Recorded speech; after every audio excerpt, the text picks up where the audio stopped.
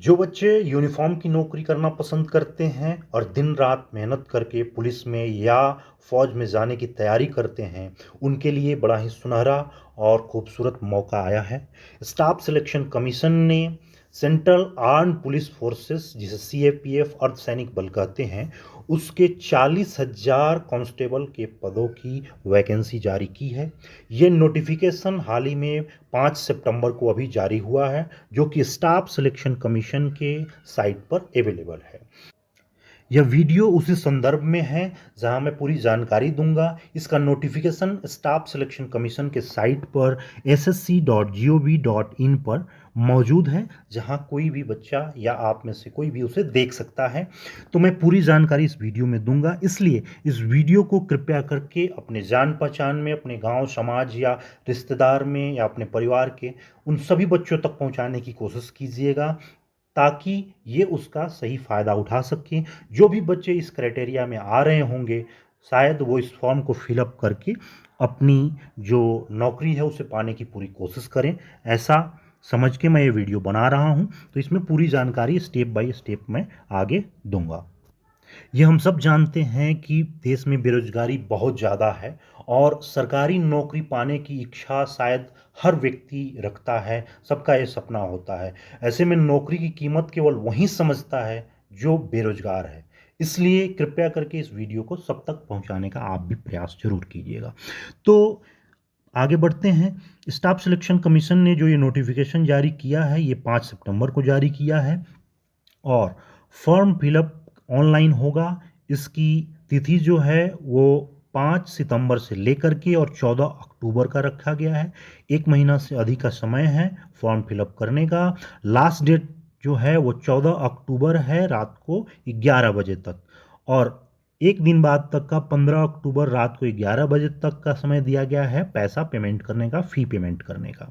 इस तरह से आगे फिर करेक्शन फॉर्म फिलअप करने के बाद में अगर किसी प्रकार की कोई कमियां रह जाती है तो उसे सुधार करने का भी मौका दिया जाएगा कैंडिडेट को, जो कि 5 नवंबर से लेकर के और 7 नवंबर तक 2 दिन समय रहेगा। उस बीच में किसी प्रकार की अगर कमी फॉर्म फिलअप में रह गई है तो उसे वो सुधार भी कर सकते हैं।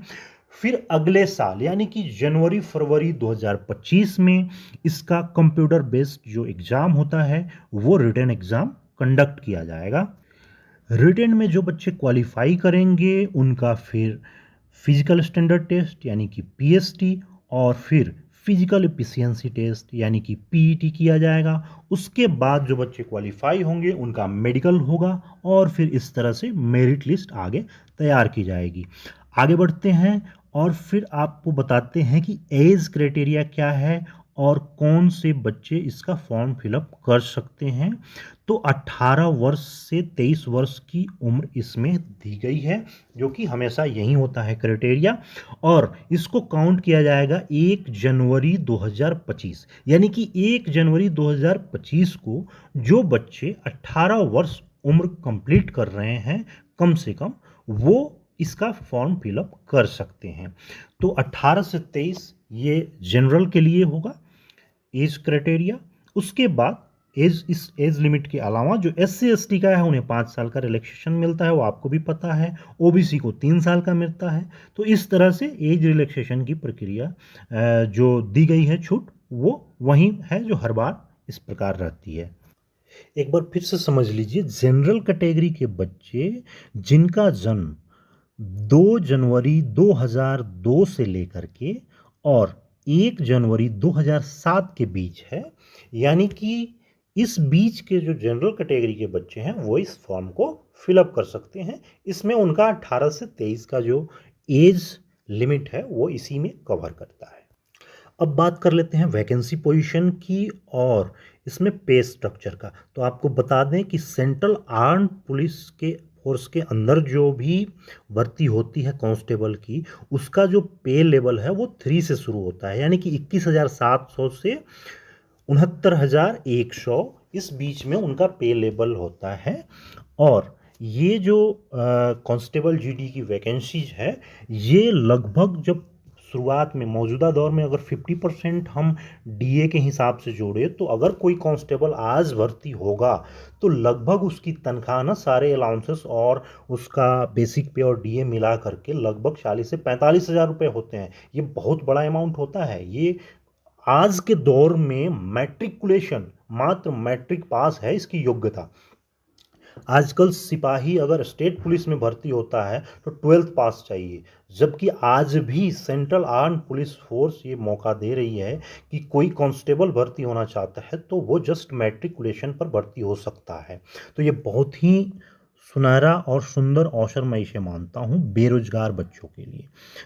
तो इसका भर्ती होने के बाद में जो प्रक्रिया है पूरी करने के बाद में जब ट्रेनिंग कर लेते हैं तो एक ट्रेंड सोल्जर बन जाते हैं और 45 हज़ार रुपये 50 हज़ार रुपये आज के डेट में बहुत मायने रखता है, बहुत ही मायने रखता है। इसके लिए लोग बीटेक एमटेक कर क्वालिफाई करते हैं और तब प्राइवेट में जॉब करते हैं, तब भी उतने रुपए जल्दी नहीं मिलते हैं। खैर, वैकेंसी पोजीशन जो है मैंने कहा था कि इसमें मेल और फीमेल, पुरुष और महिला दोनों के लिए है।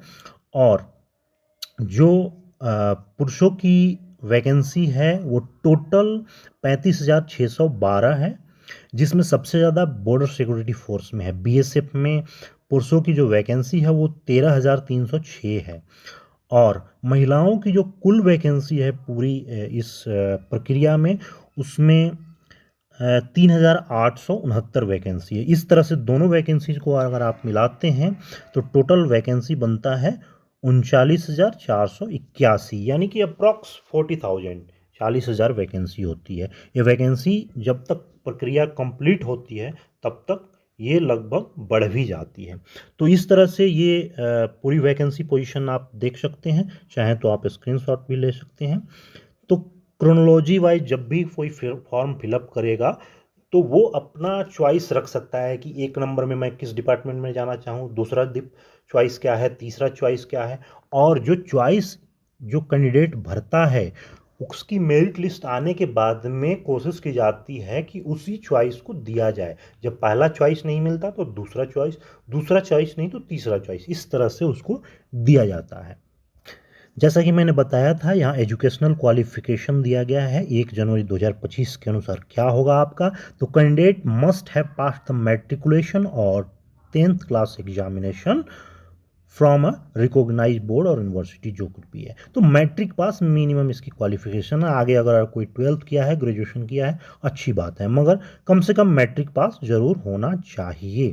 इसके अलावा आप अदर जो डॉक्यूमेंट्स है वो लगा सकते हैं इसमें। जैसे आगे देखिए एनसीसी का कोई कैंडिडेट रहा है, NCC A B C certificate है, उसके लिए अलग से मार्क्स दिए जाते हैं, जिसमें सर्टिफिकेट ए है 2 मार्क्स, बी है 3 मार्क्स, सी है तो 5 मार्क्स। ये एडिशनल मार्क्स जुड़ता है जिससे कि जब मेरिट लिस्ट बनता है तो उसमें फ़ायदा होता है। इसके अलावा जो रेजिडेंशियल सर्टिफिकेट है, कास्ट सर्टिफिकेट है जिसको भी लागू है, वो सारे सर्टिफिकेट उसके साथ में लगेगा। एक चीज़ मैं आपको ध्यान दिला दूं कि कभी भी इसमें फेक सर्टिफिकेट कोई भी ना लगाए। खास करके देखा जाता है कि जो रेजिडेंशियल सर्टिफिकेट है वो काफ़ी लोग गलत तरीके से डोमिसाइल बनाते हैं और कहीं रहने वाले कहीं और के हैं, कहीं और का बना देते हैं। लगता है कि उस स्टेट की वैकेंसी में मैं फिल हो जाऊंगा, तो ये बाद में पकड़ा जाता है। ऐसी बहुत सारी चीज़ें सामने आती है, तो उससे कोई फ़ायदा नहीं है फालतू में। बाद में सर्विस में जाने के बाद में जब वेरीफाई होता है तो वो फैक्ट पाया जाता है और उस आधार पर आपके खिलाफ कानूनी कार्रवाई होती है। हो सकता है आपको जेल भी जाना पड़े, नौकरी से तो हाथ धोना ही पड़ेगा, जेल भी जाना पड़ेगा। इसलिए फेक सर्टिफिकेट कोई भी इस्तेमाल बिल्कुल नहीं करना है। दूसरा महत्वपूर्ण, सबसे महत्वपूर्ण बात, आजकल लोग बहुत ज़्यादा गलत तरीके से लोगों को फंसाने की कोशिश करते हैं। तो कोई भी कैंडिडेट, कोई भी व्यक्ति किसी के झांसे में ना आए, कोई दलाली, कोई भी किसी को पैसा देना, इस तरह के बहकावे में ना आए। ये बिल्कुल आज के डेट में भारत सरकार की जितनी भी नौकरियां हैं बहुत ही ट्रांसपेरेंट तरीके से होता है। बिना 1 रुपये दिए आपकी सर्विस होगी। अगर आपके अंदर क्षमता है, अगर आप सक्षम हैं एग्ज़ाम क्वालिफाई करने में, सारी प्रक्रियाओं को पूरा करने में, तो दुनिया की कोई ताकत आपकी नौकरी नहीं रोक सकती है। इसलिए किसी भी दलाल या किसी भी गलत व्यक्ति के झांसे में बिल्कुल कोई ना आए, इस बात का ज़रूर ध्यान रखिएगा। आगे देखिए हाउ टू अप्लाई, तो ssc.nic.in या एसएससी का जो ये साइट है उस पे आप जा कर के अलग अलग फॉर्म होते हैं जो ऑनलाइन भरते हैं साइबर में, उन सबको पता होता है। आपको अगर प्रैक्टिस है, पहले से किया है तो अच्छी बात है, नहीं किया है तो वहाँ जा कर के आप फॉर्म फिलअप करा सकते हैं। इसमें सतर्कता जरूर बरतनी है ताकि आपका फॉर्म रिजेक्ट ना हो। आराम फिर 100 रुपीज़ का यहाँ पर फ़ी पेमेंट होगा। ये फ़ी जो जनरल कैंडिडेट्स होते हैं उनके लिए होता है, SC ST को ये फ़ी नहीं लगता है, वो एग्जम्प्टेड होते हैं इस फ़ी से। फ़ी पेमेंट करने का तरीका ऑनलाइन होगा, वो नेट बैंकिंग या UPI से या डेबिट कार्ड से पेमेंट किया जाएगा। तो ये सारी प्रक्रिया है। मैं थोड़ा जल्दीबाजी में बता रहा हूँ क्योंकि ये लंबा वीडियो ना हो जाए। और इस तरह से ये करेक्शन का जो टाइम है वो आगे दिया जाएगा 2 दिन का, 5 नवंबर से लेकर के 7 नवंबर तक। उसके बाद आगे देखिए यहाँ पर दिया गया है कि एग्ज़ामिनेशन सेंटर, तो लगभग देश के हर स्टेट में ना दो चार एग्ज़ामिनेशन सेंटर इसके ज़रूर होते हैं। तो आप अब कहाँ के हैं उस अनुसार अपना एग्ज़ामिनेशन सेंटर का चॉइस कीजिए और वहाँ पर आपका एग्ज़ामिनेशन सेंटर पड़ेगा, तो अपने नज़दीकी एग्ज़ामिनेशन सेंटर को आप वहाँ पे सेलेक्ट कीजिएगा।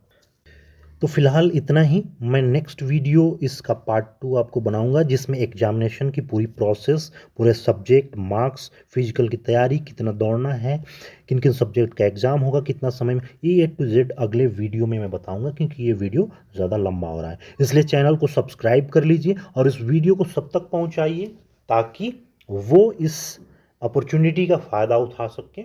जय हिंद, मिलते हैं जस्ट अगले वीडियो में। तब तक के लिए नमस्कार, जय हिंद। चैनल को ज़रूर सब्सक्राइब कर लीजिएगा और इस वीडियो को सब तक आगे ज़रूर पहुँचाएं।